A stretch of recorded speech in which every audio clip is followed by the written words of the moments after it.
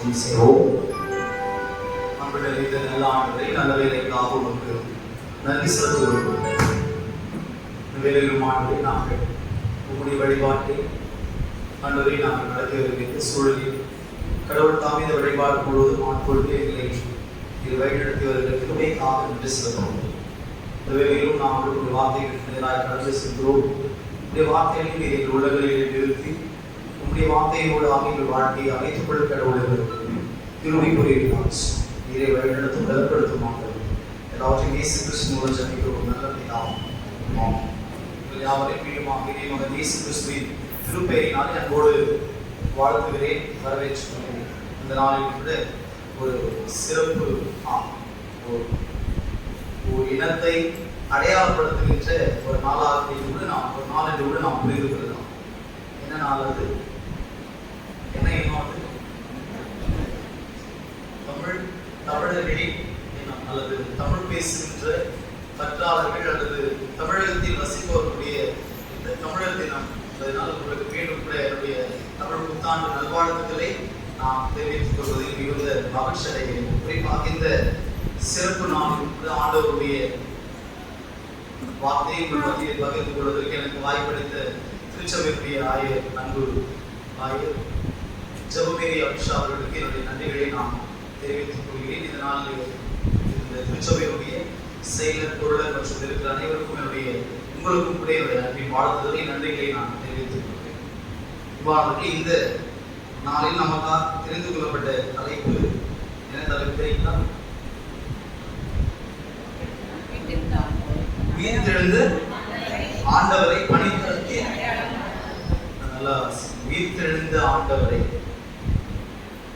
பணித்தளத்தில் அடையாளம் காணுதல். அப்போ இந்த எனக்கு எப்பவுமே என்னுடைய அருளுரை ஆற்றுவதில் வழக்கத்தையும் ஒன்றை வைத்திருக்கிறது.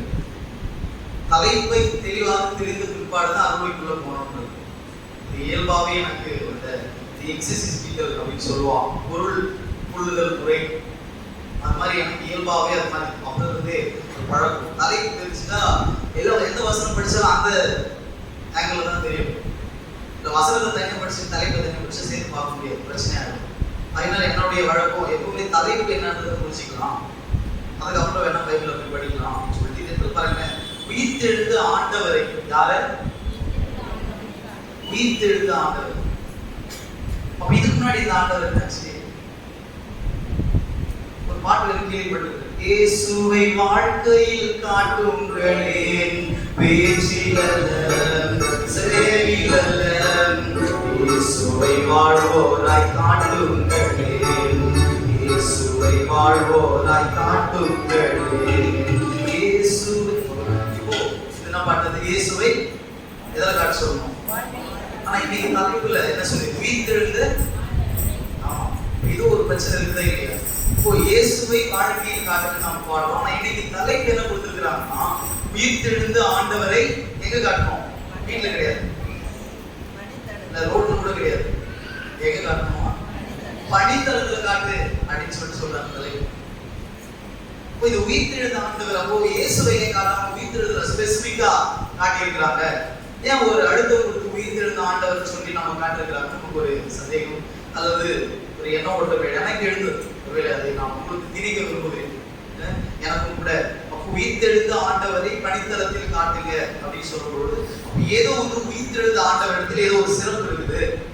அப்போ உயிர்த்தெழுந்த ஆண்டவரிடத்தில் ஏதோ ஒரு பண்பு நலன் இருக்கிறது, அல்லது உயிர்த்தெழுந்த ஆண்டவரிடத்தில் ஏதோ ஒன்று பணித்தளத்திற்கே உரிய ஒரு சிறப்பு இருக்கிறது என்பதை நாம் இங்கே புரிந்து கொள்ள அழைக்கப்படுகின்றவர்களாய் இருக்கிறோம். ஆக அன்பானவர்களே, இந்த உயிர்த்தெழுதல் என்பது இந்த இடத்திலே நமக்கு கடந்த வாரங்கள் முழுவதும் அந்த சிந்தனையோடு தான் இருக்கும். உயிர்த்தெழுந்த கடவுளுடைய ஈஸ்டர் நாள் கடவுளை பற்றி நாம் என்ன பண்ணிட்டு இருக்கிறோம்?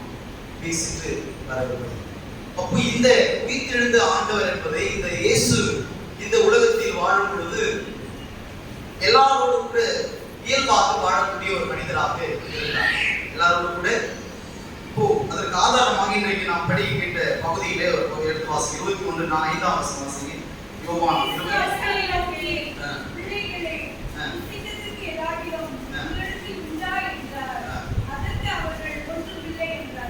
21:4 வாசிங்க.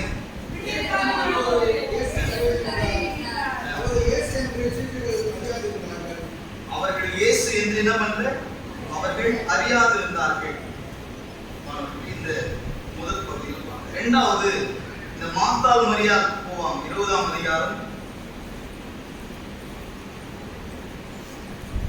அவர்களுக்கு அவர் அறியவில்லை என்று ஒரு வசனம். ஆண்டவர் அறிவியல் என்றார், அவர்களால் என்ன பண்ண முடியல, அறியாமல் பயத்ததில் அந்த வசனம். யோவான்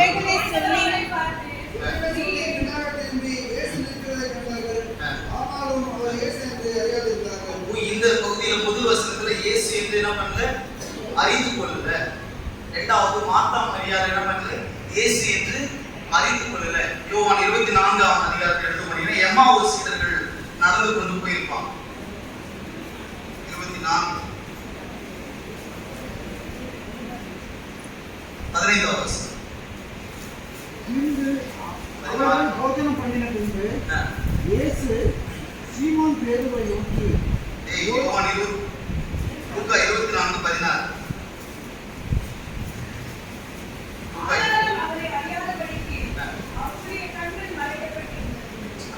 இந்த இடத்திலே இயேசுவானவர் இந்த உலகத்தில் வாழும் பொழுது நம்மை போல ஒரு மனிதராக வாழ்ந்தார். இறைவாக்குகளும் இயேசுவானவர் பிறப்பார், நமக்கு ஒரு பாலகன் பிறப்பார் என்று இறைவாக்கு உரைக்கப்பட்டது. நமக்கு ஒரு பாலகன் இயேசுவும் பிறந்தார். நமக்காக பிறக்க போகின்றவர் பாடுபட போகிறார் என்று ஏசியா இறைவாக்குனர் வழியாக துன்புற போகிறார் என்று சொல்லி அவர் துன்புறுவதை நமக்கு அடையாளமாய் பார்த்தோம். ஆக இயேசுவானவர் ஒரு மனிதராக இந்த உலகத்திலே பிறப்பார் என்பது, அவர் பாடுபட போகிறார் என்பதை நாம் இறைவாக்குகள் சொன்னதன் அடிப்படையில் இயேசுவானவர் கூட என்ன பண்ணார், உலகத்துல பிறந்துட்டாரு. இயேசுவானவர் கூட ஒரு சக மனிதராகவே எல்லாவற்றையும் செய்யக்கூடிய ஒரு மனிதராகவே இந்த உலகத்தில் வாழ்ந்தார் என்று நாம் பார்க்கிறோம். அப்படி வாழ்ந்த இயேசு கிறிஸ்து பிறந்ததை பார்த்த மனிதர்கள், இயேசு வாழ்ந்ததை பார்த்த மனிதர்கள், இயேசு சிலுவையில் அறையப்படும் போது கூட பார்த்திருக்கிறாங்க. ஆனால் உயிர்த்தெழுந்த பிற்பாடு 3 பேர் முக்கியமானவங்க. ஒன்று யாரு, மரியாள் என்ன பண்ணல, ஒரு அருகே நின்று கொண்டிருந்தார். ஆனால் அவர் யார் என்று என்ன பண்ண முடியல, அறிந்து கொள்ள முடியும். யாரால அறிந்து கொள்ள முடியல? அவங்க வயிற்றுல சுமந்து பெற்றவங்க தான். 10 மாதம் சுமந்து பெற்றெடுத்த மரியாளால என்ன பண்ண முடியல, யார் என்று அறிந்து கொள்ள முடியல. இரண்டாவது, அவருடைய வாழ்க்கையில 33 ஆண்டு காலம் வாழ்வோடு கூட இருந்த சீடர்களாலும் என்ன பண்ண முடியல. 21ஆம் அதிகாரம் இன்னைக்கு 4ஆம் வசனம் படிச்சோம். அவர்கள் யார் என்று, அவர் யார் என்று அறியாதிருந்தார்கள். இப்போ முதல்ல மரியாள், மார்த்தாள் மரியாள் அறிந்து கொள்ளவில்லை. இரண்டாவது, அவருடைய சீடர்களும் அறிந்து கொள்ளவில்லை. நிறைவாக எம்மாவூர் வழிபோக்கர்களாய் சென்றவர்கள், அவர்களும் இயேசு அவர்களோடு நடந்து கொண்டு போய் அவர்களாலும் அறிந்து கொள்ள முடியவில்லை என்று நாம் பார்க்கிறோம். ஆக இந்த பகுதியில் 3 பேருமே இன்றியமையாத நண்பர்கள். மரியாதையும் இயேசுவையும் என்ன பண்ண முடியாது, பிரிக்க முடியாது. 2 பேரும் இறப்பு வீட்டுக்கு போயிருக்கிறாங்க, வாழ்வு வீட்டுக்கு போயிருக்கிறாங்க, போய் ஆலயங்களுக்கு போயிருக்கிறாங்க. இப்படி பல இடங்களுக்கு ஒன்றாகவே பிரிந்தவர்களுக்கு இயேசு என்று என்ன பண்ண முடியல, மரியாதையால அறிந்து கொள்ள முடியல. இரண்டாவது, உடல் உண்டு வாழ்ந்த சீடர்களாலும் என்ன பண்ண முடியல, அறிந்து கொள்ள முடியாமல் போனது. எப்போ உயிர்த்தெழுந்த ஆண்டவருக்கு இன்னும் வேறு ஏதோ சிறப்பு இருக்கிறது. அப்போ அறியாத கடவுளை உயிர்த்தெழுந்த பிற்பாடு அறியாதவரை பணித்தளத்தில் அடையாளம் காண வேண்டும் என்று சொல்லி நமக்கு இங்கே தலைப்பு கொடுக்கப்பட்டிருப்பதை நாம் பார்க்கலாம். ஆக அன்பானவர்கள், இந்த பகுதியிலே அப்படியே அறியாமல் போனார்கள்.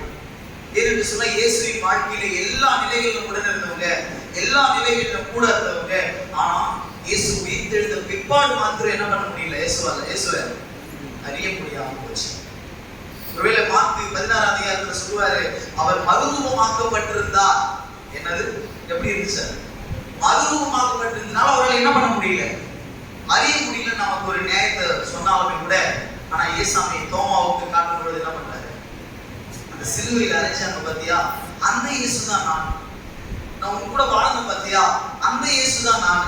சிலுவையில் என்ன துன்புறுத்தினாங்க பாத்தியா, அந்த இயேசுதான் நான். அவர்கிட்ட மட்டும் என்ன பண்றாரு, ஒரு உடலை கட்டுறாரு. எப்படி உடலோடு அவர் வாழ்க்கையில வாழ்ந்தாரோ, எப்படி மனிதனாக சக மனிதனாகவே உலகத்தில் வாழ்ந்தாரோ, அதே போன்று அவர் தன்னை அங்கே காட்டுகிறார். அப்போ மார்க் சொன்னதை கொஞ்சம் அதையும் அலசிப்பான். அவர் மறுரூபமாக்கப்பட்டிருந்தார். ஆனால் தோமாவுக்கு மறுரூபமாக்கப்படாமல் உடலாகவே காட்டுறார். அப்போ இன்னும் வேற ஏதோ ஒரு ஆண்டவர் சொல்ல வருகிறார், அல்லது வேற ஏதோ ஆண்டவர் நமக்கு உணர்த்த வருகிறார் என்று சொல்லி நம்முடைய புரிதலிலே இங்கே நாம் நினைத்துக்களை அழைக்கப்படுகிறவர்களாக இருக்கிறோம். ஏன் அறியாமல் போனார்கள், இயேசுவை ஏன் அறியாமல் போனார்கள்? அன்பானவர்களே, இந்த ஒரு தொடக்கத்திலே ஆண்டவர் இந்த உலகத்தை படைக்கும் பொழுது முதல் எதை பார்க்கிறாரு? முதல் எதை பார்க்கிறாரு? ஆதியாகமம் 1ஆம் அதிகாரம் 1வது வசனம் 2வது வசனம் எடுத்து வாசிங்க. ஆதியிலே தேவன் வானத்தையும் பூமியையும் சிருஷ்டித்தார். பூமியானது எப்படி இருந்துச்சு? அப்புறம் இன்னொன்னு என்ன இருந்துச்சு? ஆழத்தின் மேல் இருள். 3 விஷயம். ஒழுங்கின்மையா இருந்தது, வெறுமையா இருந்தது, இருள் இருந்தது. 3 விஷயம் இருந்துச்சு. ஆழத்தின் மேல் இருள் இருந்துச்சு, வெறுமையா இருந்தது, ஒழுங்கின்மையா இருந்தது. அப்ப கடவுள் முதல்ல உலகத்தை படைக்கும் பொழுது எதை பார்க்கிறார்? 3 காரியங்களை பார்க்கிறார். ஒன்று டிஸார்டர், இன்னொன்று எம்ப்டினஸ், இன்னொன்று டார்க்னஸ். ஒழுங்கின்மை, டிஸார்டரா இருக்கிற ஒரு சூழலை பார்க்கிறாரு. இரண்டாவது எம்ப்டினஸ், வெறுமையா இருக்கிறத பார்க்கிறாரு. மூணாவது டார்க்னஸ், ஒரு இருளான ஒரு சூழலை பார்க்கிறார். அப்போ இந்த இருளான 3ஐயும் ஆண்டவர் கடந்து சென்றுதான் முதல் நாள் படைச்சிட்டு என்ன சொல்றாரு? முதல் நாள் நிறைவில் என்ன சொல்றாரு? எல்லாம். 3வது நாள் என்ன சொல்றாரு? 3வது நாள் என்ன சொல்றாரு? 4வது நாள் என்ன சொல்றாரு? 5வது நாள், 6வது நாள் என்ன சொல்றாரு? என்ன சொல்றாரு?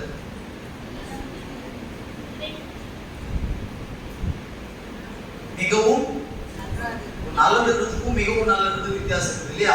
அப்போ 6வது நாள்ல மிகவும் நல்லது என்று சொல்லுகிறார். அப்ப கடவுள் இந்த உலகத்தை படைக்கும் பொழுது உலக படைப்புக்கு எது தடையாக இருக்கிறதோ அதை முதல்ல பார்க்கிறார். ஒரு பணியை துவங்குவதற்கு எது தடையாக இருக்கிறதோ, இதை உதாரணமாக நாம் எடுத்துக்கொள்ளும் பொழுது விவசாயம் செய்யறதுல எனக்கு நினைச்சு பார்க்கலாம். தமிழர் என்பதனால விவசாயி போன உடனே விதையை விதைக்க மாட்டாங்க. ஆமா தானே? போன உடனே ஏறு விழுது விதையை என்ன பண்ண மாட்டாங்க? விதைக்க மாட்டாங்க.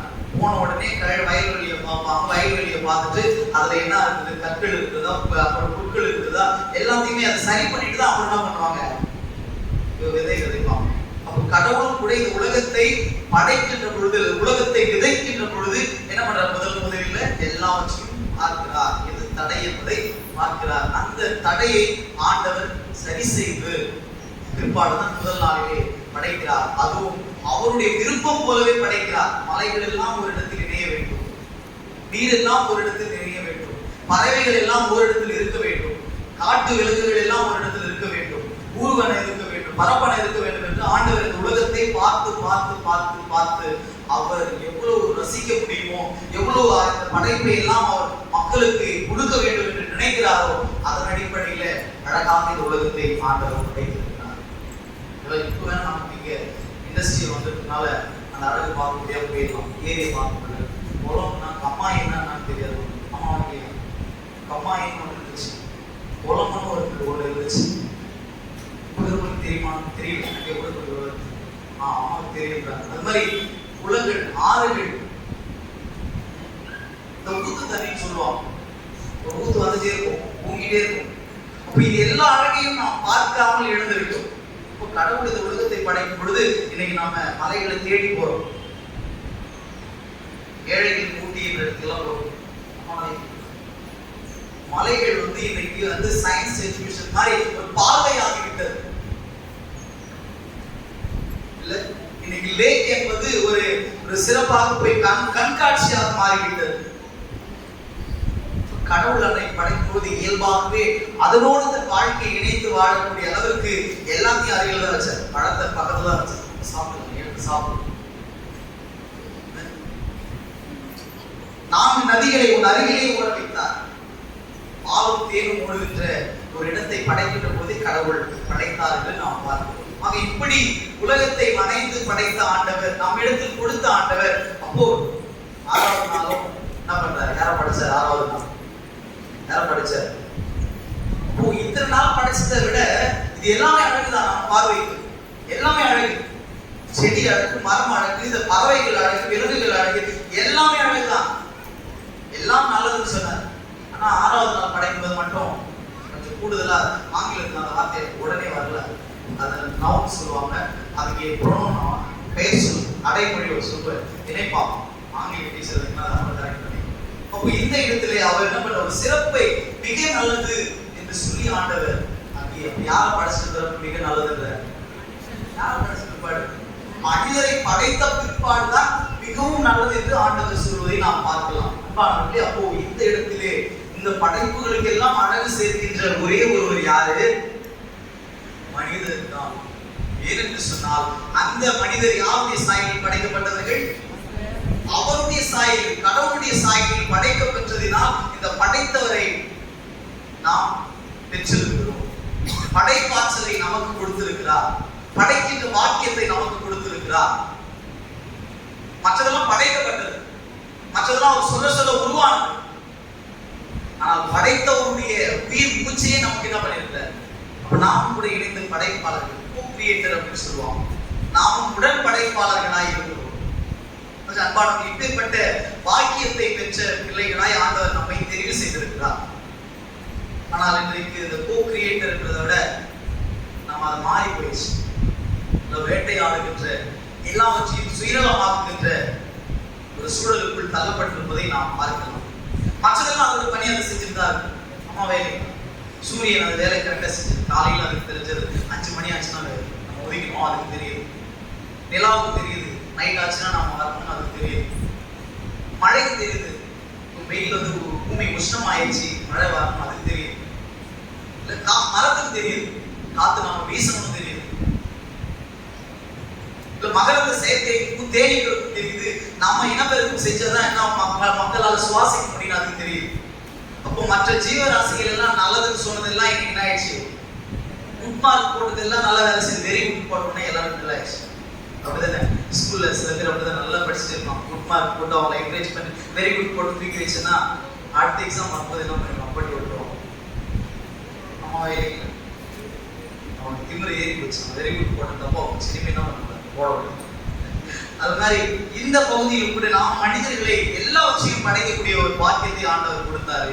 ஆனா அந்த மனிதர்கள் இழந்துட்டாங்க. நான் இங்கே ஏன் இதை குறிப்பிட விரும்புகிறேன் என்று சொன்னால், இந்த இடத்திலே ஏன் இயேசுவை அறியாமல் போனார்கள், உயிர்த்தெழுந்த இயேசுவை ஏன் அறியாமல் போனார்கள்? அதற்கு 2 விதமான காரணங்களை நான் முன்வைக்க இதை நான் சொல்லிவிட்ட கதை அப்படியே ஜாயின் பண்ணிக்கணும். இப்போ இந்த பகுதியில ஏன் ஆண்டவர் அறிய முடியாமல் போனது? இதை நாம் சிலுவைக்கு நேராக கடந்து போனோம். சிலுவைக்கு ஒரு 4வது வார்த்தை கடந்து போனோம். 4வது வார்த்தையில் என்ன சொல்லப்பட்டிருக்கிறது? என் தேவனே, என் தேவனே, ஏன் என்னை கைவிட்டீர்? யார் அறியல? இயேசு யார் அறிய முடியல? கடவுளை அறிய முடியல, கடவுளை பார்க்க முடியல, தன் தந்தையை அவரால் உணர முடியவில்லை. ஒரு ஆப்சென்ட் ஆயிடுச்சு. ஏதோ ஒரு கனெக்ஷன் வந்து அங்க துண்டிக்கப்பட்டிருக்கிறது. இயேசுவுக்கு தன் தந்தையினுடைய தொடர்பு அங்கே துண்டிக்கப்பட்டிருக்கிறது. அதனாலதான் சொல்றாரு, என் தேவனே, என் தேவனே, ஏன் என்னை கைவிட்டீர்? ஏன் உடனே ஏன் ஆண்டவருடைய துண்டிப்பு அங்கே இல்லாம போனது? ஏன் கடவுளுடைய இருப்பு அவருக்கு இல்லாம போச்சு? இன்னைக்கு நாம உயிர்த்தெழுந்த ஆண்டவர் ஏன் அறிய முடியாம போச்சு அப்படிங்கிற மாதிரி இயேசுவுக்கு ஏன் கடவுளுடைய தொடர்பு இல்லாம போச்சு? அதுக்கேற்ற மாதிரி இந்த பகுதியில இயேசுவானவர் சிலுவையில் அறையும் பொழுது எப்படி இருக்கிறார்? ஒரு முழு மனிதனா இருக்கிறார். முழு மனிதனாக இருந்தது மாத்திரம் இல்லாமல் இந்த உலகத்தினுடைய ஒட்டுமொத்த பாவத்தை சுமந்து கொண்டிருக்கிறார். உலகத்தினுடைய ஒட்டுமொத்த பாவத்தை சுமந்தவராய் சிலுவையில் என்ன பண்ணிட்டு இருக்கிறார்? அறையப்பட்டிருக்கிறார். 1-2 பாவம் கிடையாது. நம்ம சும்மா பேச்சு வழக்குல சொல்லுவோம், ஐயோ அவர் வராரு, அவர் வந்தாருன்னா வாயெல்லாம் போய் பேசுவார். அவர் உடல் முழுசும் ஒரு பொய் தான். சொல்லுவோமா சொல்ல மாட்டோம். ஒரு சிலர்லாம் சொல்லுவோம், ஐயோ அவர் பேசுற வாயத்தில் இருந்தாலே போய் பேசுவார். அப்போ நாம் செய்கின்ற இப்படிப்பட்ட காரியங்கள் எல்லாம் ஒரே மனிதர் ஏற்றிருக்கிறார். நம்முடைய பொய்களை ஏற்றிருக்கிறார், நம்முடைய தீமையான காரியங்களை ஏற்றிருக்கிறார். நாம் கண்களின் வழியாக செய்கிற பாவம், நம்முடைய செவிகளின் வழியாக கேட்கின்ற பாவம், நம் பாதையில் நடக்கின்ற பாவம் என்று சொல்லி எல்லா விதமான பாவத்தையும் ஆண்டவர் சிலுவையில் ஏற்றிருக்கிறார். நம்ம செஞ்ச 1-2 பாவம் உலக அனைத்தினுடைய ஒட்டுமொத்த பாவத்தை, உலகத்தின் பாவத்தை சுமந்து இருக்கிற தேவாட்டுக்குட்டியாக கடவுள் உலகத்தினுடைய ஒட்டுமொத்த, நம்ம ஒருத்தர் பொய் சொல்றதுக்கே நாங்கள் அதில்ல, ஐயோ அந்த மனுஷன் கூடி போறோம், ஐயோ அவரு பார்க்கறதே சரியில்லை, நான் அவரு நினைக்க மாட்டேன் ஓடி போறோம், இல்ல அவர் பேசுற வார்த்தைகளே சரியில்லை நான் ஓடி போறோம். அப்படிப்பட்ட எல்லாருடைய பாவத்தையும் இயேசுவானவர் சுமந்து ஒரே ஆளா இருக்கா. ஏசாயா 10 போட நம்ம ஓட வரும். ஓடணும் ஓடக்கூடாது சொல்லுங்க. ஒரு ஆள் பார்த்து ஓடுறோம், ஆனா மற்றபடி பாவத்தை அவர் என்ன பண்ணியிருக்கிறார்? உலகத்தில் ஏற்றிருக்கிறாரே. நாம் செய்கிற எல்லாருடைய பாவத்தை அவர் தன்னுள் ஏற்றிருக்கிறாரே. இப்போ அந்த இடத்தில் சிலுவையில் தொங்கும் பொழுது அவர் உடல் முழுவதும் பாவத்தால் சூழப்பட்டிருந்தது. அவர் உடல் முழுவதும் வெறும் பாவமாகவே அங்கே இருந்தது. ஒரு எங்க வெட்டினாலும் நம்ம செஞ்ச பாவம் அங்க இருக்கும். ஒரு எங்க அடிச்சாலும் நம்முடைய பாவம் பீரிட்டு வெளியே வரும். நான் என்னைக்கும் தெரியாம கண்ணில் செஞ்சு பாவம் ஏசாமி வெட்டினீங்கன்னா ஏசாமி அதுல இருந்து வெளியே வரும். என்னைக்கும் நான் தெரியாம செஞ்ச பாவம் ஏசாமியை நீங்க அவர் அர்த்தம் பார்த்தீங்கன்னா என் பாவம் அதில் தெரியும். அப்போ உலகத்தினுடைய ஒட்டுமொத்த பாவத்தையும் இயேசு தன்னுள் ஏற்றிருப்பதினால் அவர் சிலுவையில் ஒரு பாவமான ஒரு மனிதராக அவர் தொங்கிக் கொண்டிருக்கிறார். இரண்டாவது, அந்த 3 மணி நேரம் எப்படி இருந்துச்சு? 3 மணி நேரம் எப்படி இருந்துச்சு? உலகம் முழுவதும் அந்தகாரப்பட்டிருந்தது. உலகம் முழுவதும் என்ன பட்டுச்சு? அந்தகாரப்பட்டிருந்தது. ஏன் இந்த 2 விஷயம் நாம் பார்க்கின்ற பொழுது கடவுள் பாவத்தால் நிரம்பி இருப்பதனால அவர் யாரை பார்க்க முடியல? கடவுளை பார்க்க முடியல. கடவுள் இல்லை என்பதற்கு அறிகுறி என்னது? உலகம் எப்படி இருந்துச்சு? இருளாக இருந்தது. இந்த தொடக்கத்துல பார்த்தோம் இல்லையா? பூமியானது ஒழுங்கின்மையும் வெறுமையுமாய் இருந்த ஆழத்தின் மேல் என்ன இருந்துச்சு? இருள் இருந்துச்சு. கடவுள் இல்லாத ஒரு ப்ரீ எக்ஸிஸ்டன்ஸ் சொல்லுவாங்க பேரு. படைப்பிற்கு முந்தினவைகள் இருள், தண்ணீர், நிலம். படைப்பிற்கு முந்தினவைகள் போய் இதெல்லாம் கடவுளுடைய படைப்புல வரல. இது கடவுளுக்கு பிரியமில்லாத ஒன்று. அதனாலதான் ஆண்டவர் உலகத்திலே ஒளி தோன்றுக என்று சொல்லி இருளையும் ஒளியையும் தனித்தனியாக பிரிக்கிறார். இருளை மேற்கொள்வதற்கு ஆண்டவர் ஒளியாக உலகத்தில் இயேசுவை அனுப்புகிறார். நம்மையும் ஒளியின் பிள்ளைகளாய் ஆண்டவர் வாழ அழைக்கிறார். அன்பானவர்களே, இந்த பகுதியிலே இயேசுவானவர் ஏன் கடவுளை அறிய முடியாமல் போனது? பிரியமானவர்களே, இந்த இடத்திலே எப்படி ஆதாம் யோவான் 7வது நாள் 6வது நாள் என்ன சொன்னார்? மிகவும் நல்லது என்று கண்டார். இந்த இடத்திலே எனக்கு ஒரு கேள்வி அவ்வப்போது எழுவது. மனுஷன் பாவம் செய்வான செய்ய மாட்டான். உங்களை பார்த்து கேட்ட என்ன சொல்றேன்? மனுஷன் பாவம் செய்வான். மனுஷன் பாவம் செய்வான். மனுஷன் பாவம் செய்வான். யார் பாவம் செய்ய மாட்டீங்க? நான் விசுவாசிக்கிறேன், நம்புறேன். அதனால அந்த விசுவாசம் நமக்கு பரலோகத்துக்கு போய் எல்லாம் பார்க்கலாம். அன்பானவர்களே, இந்த பகுதியிலே ஆண்டவர் மிகவும் நல்லது என்று சொல்கிறார். நீங்க சொன்ன மாதிரி மனுஷன் பாவம் செய்ய மாட்டான் அப்படின்றதுக்கு அடையாளமே அதுதான். என்னுடைய சாயலில் படைக்கப்பட்ட எவரும் என்ன பண்ண மாட்டாங்க? பாவம் செய்ய மாட்டாங்க. ஒருவேளை பாவம் செய்யற மாதிரி இருக்குதுன்னா என்ன சொல்லியிருக்கணும்? இந்த படைப்பு எல்லாம் நல்லா இருக்குது, ஆனா இந்த மனுஷன் மட்டும் என்ன கொஞ்சம் அப்படி டிஸ்டர்பா இருக்கலாம் அப்படின்னு ஆண்டவர் சொல்லியிருக்கலாம். ஆனா இப்போ மனிதன் பாவம், ஒருவேளை இந்த இடத்துல யாருன்னா பாவம் செய்வான்னு ஒத்துக்கிறவங்க இருந்தீங்கன்னா அவங்க என்ன சொல்றோம்னா, மனுஷன் பாவம் செய்ய மாட்டான் ஆனா நான் செய்யணும். மனுஷன் பாவம் செய்வான்னு கேட்டு இருந்தா அவங்களுக்கு என்ன சொல்றேன்? மனுஷன் பாவம் செய்ய மாட்டான் ஆனா நான் என்ன பண்றேன்? பாவம் செய்வேன் அப்படின்னு சொல்லுவோம். அதுக்கு அழகதான். ஏன்னா பிறரை நீங்கள் என்ன பண்ணக்கூடாது? குற்றவாளிகள் என்று தீர்ப்பிடக்கூடாது. அப்போ நாம எப்படி சொல்லணும்? டீசெண்டா சொல்லணும்னா, மனுஷன் பாவம் செய்ய மாட்டாங்க. ஏன்னா கடவுளின் சாயலில் படைக்கப்பட்டவங்க. ஒருவேளை பாவம் செஞ்சா கூட பிதா, குமாரன், பரிசுத்த ஆவியின் நாமத்தினாலே திருமுழுக்கு பெற்றவர்கள் புது மனுஷனா மாறினால அதுக்கப்புறம் பாவம் செய்யக்கூடாது, பாவம் செய்ய மாட்டாங்க அப்படின்னு நாம புரிஞ்சுக்கணும். அன்பானவர்களே, இந்த இடத்திலே இப்படிப்பட்ட ஒரு அழகான ஒரு மனிதரை, பாவம் இல்லாத ஒரு மனிதரை ஆண்டவர் உலகத்திலே படைத்தார் என்று நாம் பார்க்கிறோம். அப்போ 7ஆம் நாளும் எப்படி 6 நாளும் கடவுள் எல்லாவற்றையும் அவர் விருப்பம் போல படைத்து அவர் விருப்பம் போல அழகாக வணைந்தாரோ, 7ஆம் நாளும் ஆண்டவர் விருப்பம் போல ஓய்வெடுக்கிறார். அதுதான் அவருடைய கடைசி ஓய்வு நான் நினைக்கிறேன். கடவுள் ஓய்வெடுத்தது 7ஆம் நாள் மட்டும்தான். இன்னை வரைக்கும் ரெஸ்ட்லெஸ்ஸா இருக்கு. நம்ம தான் சொல்லிக்கிறோம், ஐயோ நான் பிஸி, ஃபோன் எடுக்கலாம், நான் பிஸியாக இருக்க பார்க்கணும். அதனால் மனுஷன் ஒரு ஆளுக்கு நான் உலகம் முழுச பார்த்துக்கிற அன்னைக்கு ஒரே ஒரு நாள் தாங்க அவன் 2 பேர் இருக்கும்போது தான் அவர் என்ன பண்ணாரு? விலங்கு நிறையா இருந்துச்சு. இன்னைக்கு வீட்டில் வளர்க்குற ஒரு டாக் ஸ்பெண்ட் பண்ற நேரம் கொடுத்துருப்பாரு இல்லை? ஒரே ஒரு விலங்குக்காக நம்ம செலவழிக்கிற செலவு இருக்கு. ஒரே ஒரு விலங்குக்காக என்னெல்லாம் ப்ரிப்பரேஷன் பண்ற மாதிரி அன்னைக்கு உலகம் ஃபுல்லா இருந்துச்சு. கடவுளுக்கு ரொம்ப இருந்துச்சு இல்லை? அப்ப இந்த பகுதியிலே கடவுள் என்ன சொல்லுவாருன்னு சொன்னா, ஆண்டவர் ஒரே ஒரு நாள் ஓய்ந்திருந்தார் என்பதை நாம் புரிந்திருக்கிறோம். அதுக்கப்புறம் அவர் ஏதோ ஒரு கிராமத்துல ஒரு பேச்சு பழமொழி, நான் ஒரு வேலையை என்னுடைய மகள் வீட்டுக்கு போனேன், நான் அவருக்கு சொல்ல போறது போனா அங்க என்ன நடந்துச்சு, நான் சொல்ல வேண்டிய காரியம் தடைப்பட்டு போச்சு. நான் ஒண்ணு நினைச்சிட்டு போனேன், என் மகள் வீட்டுக்கு இப்படி பார்க்கலாம் செய்யலாம் அப்படின்னு போனேன். ஆனா அங்க போனா இவங்க 2 பேருக்கு இப்படி பிரச்சனை வரும் தெரியாது, அந்த பிரச்சனையை பார்ப்போம்னா இல்ல நான் சொல்ல வந்ததை பார்ப்போம், ஆமாவா இல்லையா? அந்த பிரச்சனையை பார்க்கறதா இல்ல நான் சொல்ல வேண்டியதை பார்க்கறதான்ற மாதிரி கடவுள் 6வது நாள் ஒன்று சொல்லிட்டு போனார், இதை சாப்பிடுங்க சாப்பிடாதுன்னு சொல்லிட்டு போனாரு.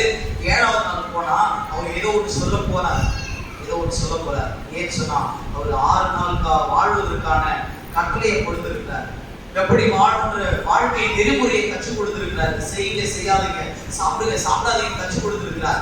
அதே போலதான் அடுத்த நெறிமுறையை சட்டத்தை கொடுத்துட்டு போறாரு, அடுத்த வாழ்க்கையை கற்றுக் கொடுக்குற பாடத்தை கற்றுக் கொடுக்கலான்னு போறாரு. ஆனா அங்க போனா என்ன ஆயிடுச்சு, நான் சொல்ல போனது நடைபெற்று போய் என்ன ஆயிடுச்சு, அங்க கடவுள் சொன்ன நிறைவேற்றா? ஆமாவே இல்லையே சொல்லுங்க. 5 நாள் கடவுள் நினைச்சது நடந்ததா? 6 நாள் கடவுள் நினைச்சது நடந்ததா? 7வது நாள் கடவுள் நினைச்சது நடந்ததா? அதுக்கப்புறம் மறுபடியும் போற அப்ப நடந்துச்சா இல்லையா? கடவுள் நினைச்சது, கடவுள் நினைப்பபடி நடந்துச்சா இல்லையா? அப்பதான் கடவுள் மறுபடியும் எதை பார்க்கிறாரு, பூமியானது ஒளியின்மையும் பெருமையும் ஆழத்தின் மேல் இருளை பார்க்கிறார். மறுபடியும் பூமி பழைய பேர் ஆயிடுச்சு, அப்படி உலகம் என்ன ஆயிடுச்சு, பழைய நிலைக்கு மாறி போச்சு.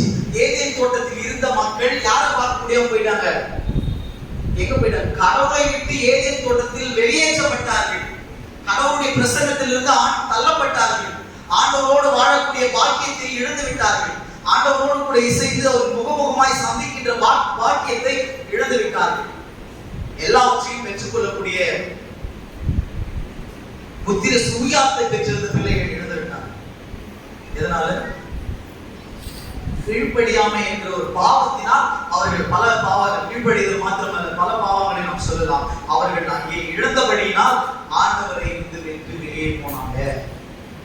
ஆண்டவரை விட்டு பாவம் இருந்தால் யாரை சந்திக்க முடியாது, யாரை சந்திக்க முடியாது, கடவுளை சந்திக்க முடியாது. பாவம் இருந்தால் யாரை காட்ட முடியாது, இயேசுவை காட்ட முடியாது. பாவம் இருந்தால் ஆண்டவரோடு கூட முகமுகமாய் நாம் சந்திக்க முடியாது. பாவம் எனக்குள்ள இருந்தா நான் ஜெபம் பண்ணிட்டே இருந்தேன், 1 வாரம் ஜெபம் பண்ணேன், 2வது வாரத்துக்கு எனக்கு ஜெபம் பண்ண முடியலையே. நான் 1 வாரம் பைபிள் படிச்சேன், அதுக்கப்புறம் என்னால படிக்க முடியலையே. ஒரு 4 வாரம் நான் தொடர்ந்து ஆலயத்துக்கு வர நினைச்சேன், அதுக்கப்புறம் என்னால வர முடியலையே. ஏதோ ஒன்று என்னை அவ்வப்போது ஆட்கொண்டு இருக்கிறது, ஏதோ ஒன்று என்னை பிரச்சனை செய்து கொண்டே இருக்கிறது. அப்போ பாவம் செய்தால் ஆண்டவரை விட்டு தூரம் போகின்ற நிலை, பாவம் செய்தால் ஆண்டவரை விட்டு நாம் கடந்து போகின்ற ஒரு நிலை ஏற்படுவதை இந்த ஏதேன் வழியாக அறியலாம். அதை நான் இந்த இடத்திலும் கூட கடவுள் சரி செய்வதற்காக உலகத்துல யாரை தேர்ந்தெடுக்கிறாரு, மோசேவை தேர்ந்தெடுக்கிறாரு, நியாயாதிபதிகளை தேர்ந்தெடுக்கிறாரு, ராஜாக்களை தேர்ந்தெடுக்கிறாரு, ஏன் தீர்க்கதரிசிகளையும் உலகத்தில் ஆண்டவர் தேர்ந்தெடுக்கிறார். எதுக்கு? எந்த நிலை மாறுவதற்கு?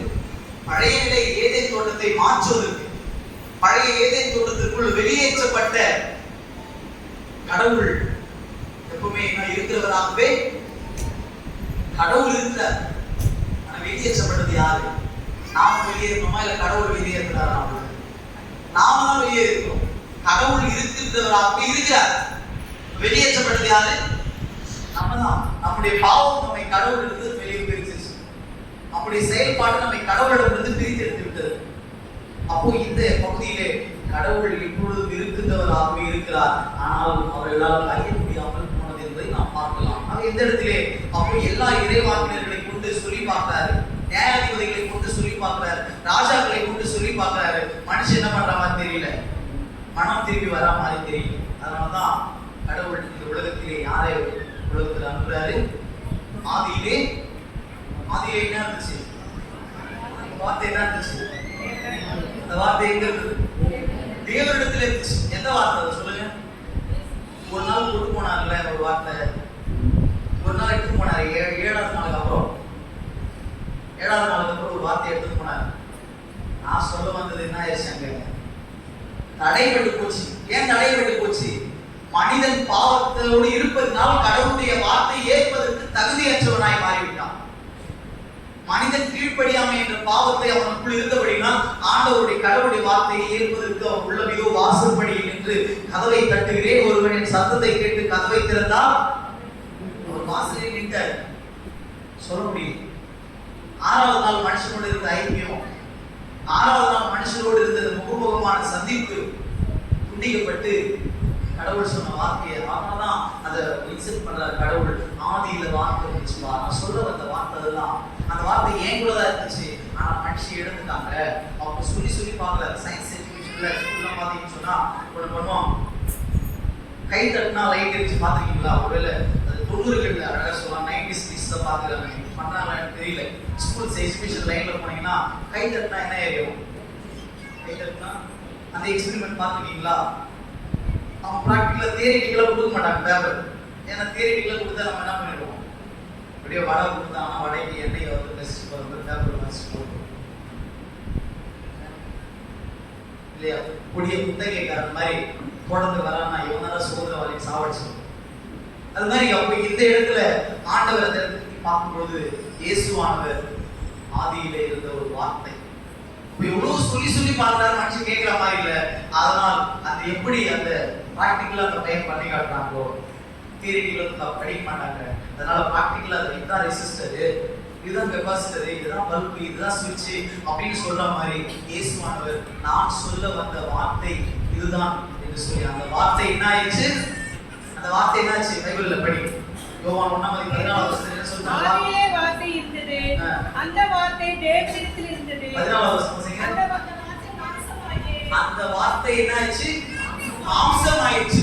அப்போ சொல்லி சொல்லி பார்த்தாரு, அந்த வார்த்தை என்னவாச்சு? உடலாக மாறிவிட்டது. ஒரு டெமோவா கடவுள் உலகத்து வச்ச நான் சொல்ல வந்தா இதுதான் 3 ஆண்டு கால வேலையுடைய ஒரு வார்த்தை. அந்த வார்த்தையை கடவுள் உலகத்துக்கு அனுப்புகிறாரு. அந்த வார்த்தை யாரு? இயேசுவானவர். இயேசுவை இந்த உலகத்துக்கு அனுப்புறாரு. அவர் வந்து என்ன பண்றாரு? நீங்க ஏதேன் தோட்டத்துல இருந்தீங்க பாத்தீங்களா? கீழ்ப்படியாமை என்ற பாவம், கோபம் செய்யற பாவம், பொய் சொல்ற பாவம், இச்சைக்கிற பாவம், அது எல்லாத்தையும் என்கிட்ட கொடுத்துருங்க. யாரு யார் சொல்றது? உலக அனைத்தின் பாவத்தை சுமந்து இருக்கிற பலியா நான் இருக்கிறேன். உங்களை மீண்டும் எங்க கொடுக்கணும்? ஏதேன் தோட்டத்துக்கு கொடுக்கணும். மீண்டும் நான் உங்களை கடவுளை பார்க்கின்ற வாக்கியத்தை கொடுக்க வேண்டும். மீண்டும் நீங்கள் கடவுளை தரிசிக்கக்கூடிய வாய்ப்பை முகமுகமாக தரிசிக்கக்கூடிய ஒரு சூழலை ஏற்படுத்த வேண்டும். அப்போ அந்த வார்த்தையை கடவுள் வந்து சொல்லி சொல்லி பார்த்து மறுநாள் சொன்னாரு, திட்டி பார்த்தாரு, எல்லாம் பண்ணி பார்த்தாரு, முடியல. அதுக்கப்புறம் அந்த வார்த்தையை உடல் கொடுத்து அந்த வார்த்தையின் வழியாக எல்லா பாவத்தையும் ஆண்டவர் என்ன பண்றாரு? உள்ளத்துல ஏற்கிறார். ஏற்றுட்டு தான் அந்த பாவத்தை சாகடிக்கும் பொழுதுதான் இயேசுவானவர் எப்படி சிலுவையில தொங்கிக் கொண்டிருக்கிறார். இயேசுவானவர் பாவக்கரையோடு தொங்கிக் கொண்டிருக்கிறார். அப்ப ஏசாமி என் தேவனே தேவனே ஏன் என்னை கைவிட்டீர் என்பது காரணம் யாரு?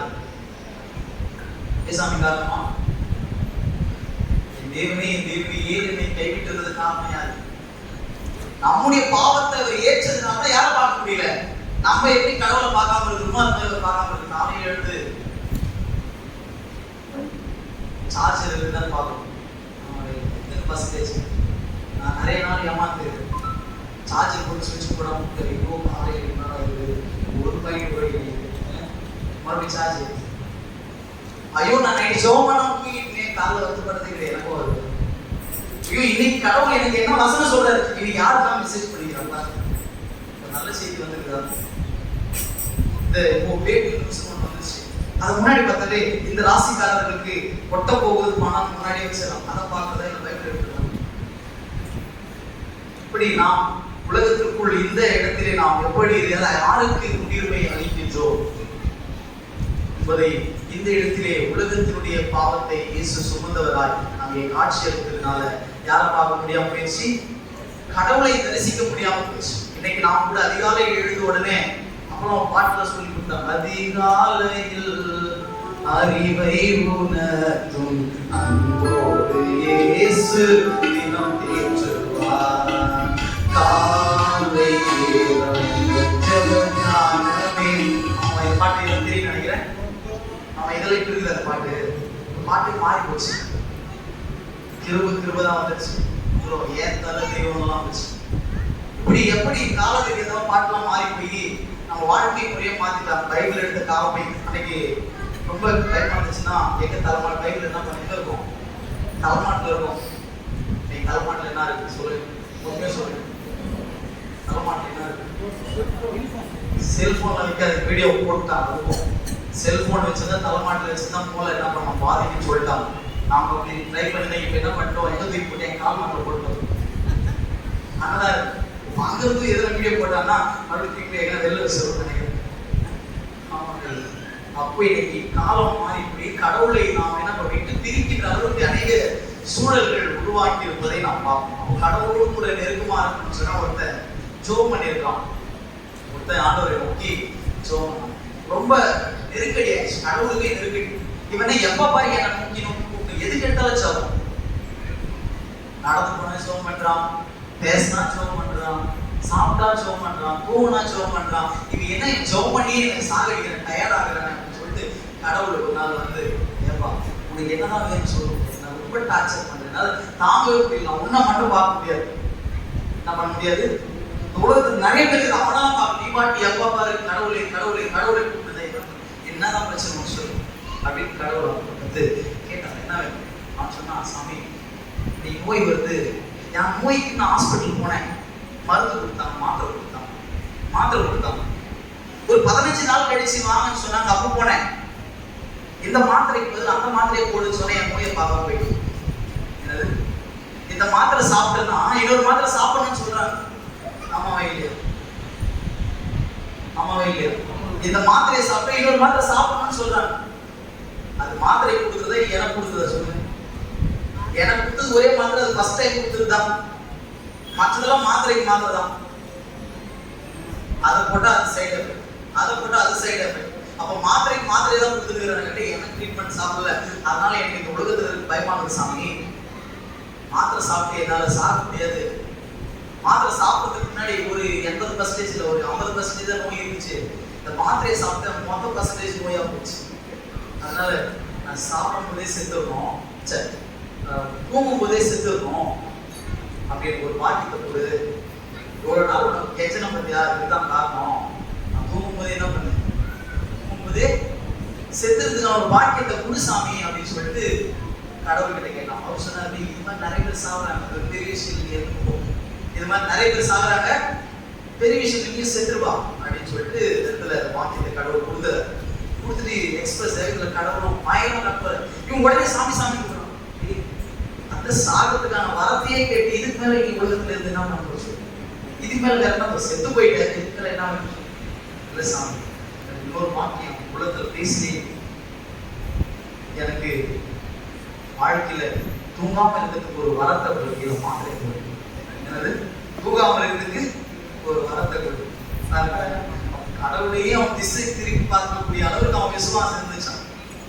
கடவுளையே திருப்பி பார்க்குற அளவுக்கு நிறைய பேர் இருந்தாங்க. ஆண்டவரையே அறியாமல் போன இன்னைக்குதான் நம்ம ஒரு டைலாக் ஒன்று நான் ஒரு முறை பார்த்துட்டு வரும்போது சொன்னான், இன்னும் கூட்டமா வண்டி ஓட்டு போயிருப்போம், என்ன கூட்டமா வருதுன்னு சொல்லுவோம். பக்கத்துல அந்த கூட்டமெல்லாம் அந்த காலையில இருக்குது அப்படின்னா, இல்ல கூட்டமா வருதுன்னு பார்த்துருப்பான். இந்த கூட்டமா வந்துன்றது நம்ம பைபிள் எப்பயோ படிச்சிட்டோம். 5வது மனிதர் யாரோ ஒருத்தர் உள்ளகிறாங்க, ஆமா இல்லையா? 5வது யாரோ தான் வா அப்படின்னா, ஆனா அவங்கள அறிய முடியாம போச்சு.